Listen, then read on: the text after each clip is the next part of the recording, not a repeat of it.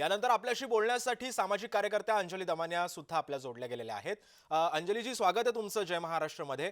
असल्या चीड आणणाऱ्या घटना समाजामध्ये वारंवार घडतायत। एक समाज म्हणून आपण कुठे कमी पडतोय?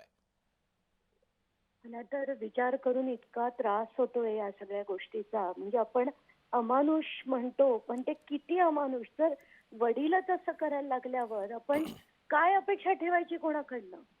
काय अपेक्षा ठेवायची? म्हणजे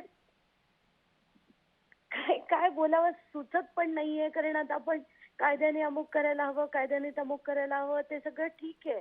पण या वारंवार घटना अशा ज्या घडतायत, बघून आणि ऐकून असं डोकं सुन्न होतं आणि असं वाटतं कधी हे सगळं थांबणार आणि का आपण अशा लोकांना का आपण सरळ नाही करू शकत? म्हणजे मला तर खरंच खूप खूप वेदना होतात अशा सगळ्या घटना घडताना बघून। खूप त्रास होतो, खूप म्हणजे खूप त्रास होतो। असं वाटतं प्लीज आता तरी निदान डोळे उघडा, आता तरी अशा लोकांना स्ट्रॉंगेस्ट शिक्षा जोपर्यंत मिळत नाही तोपर्यंत हे कसं थांबेल? पण अंजलीजी, या मला सगळ्या खरंच खूप खरंय, बोला। अपसेटिंग वाटतंय हे। नाही नाही, आपण काय म्हणत होतात? माझा असा प्रश्न होता अंजलीजी, की आता या सगळ्या घटनांना जर चाप बसायचा असेल, तर आणखी आपल्यामध्ये, आपल्या घटनेमध्ये कायदे आणखीन कठोर होण्याची गरज नाही वाटत का?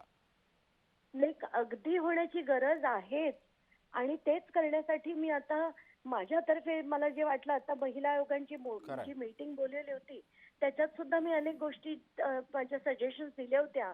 आताच्या घटकेला मला असं वाटतं आपण सगळ्यांनी मिळून नुसतीच टीका करण्यापेक्षा आपण या सगळ्या गोष्टी पॉलिसी डिसिजन म्हणून सरकारला आणण्यासाठी भाग पाडूया, खरंय। एकत्र मिळून भाग पाडूया।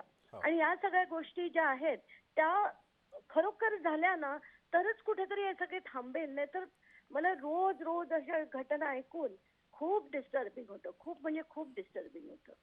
खरंय। धन्यवाद अंजलीजी, तुम्ही आमच्या सोबत संवाद साधलात त्या संदर्भात।